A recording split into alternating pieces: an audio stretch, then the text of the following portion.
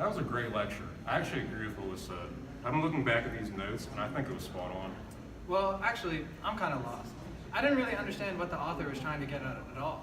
I read the whole paper, and I could barely keep track of what the author's main point was. His arguments were all over the place, and he kept contradicting himself with every other sentence. Clearly, the author is trying to show that video games employ procedural rhetoric, and that these methods of persuasion through procedure should be studied.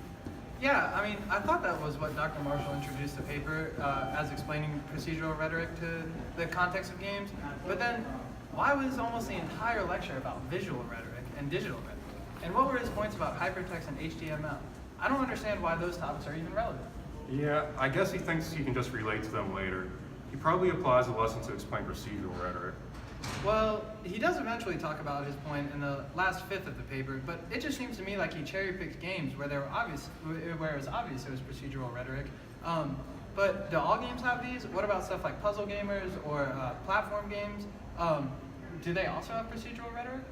I'm not really sure. Let's go ask Dr. Marshall. All right, sounds like a great idea. All right. Wait, isn't that Dr. Marshall? Yeah, it is. Hey, Dr. Marshall, can you come over here? Marshall, do you mind answering a quick question about today's lecture? Yeah. Why does Boga spend so much time talking about visual and digital rhetoric, and how does it relate to the argument?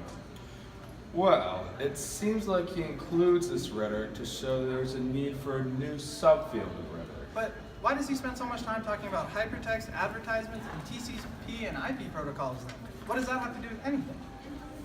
It seems like there is a lot of information. Also, doesn't he contradict existing literature when he says that visual rhetoric is not fully related to this work? For example, Carther's work in this field demonstrates a pre-existing tradition of procedural rhetoric. That is true.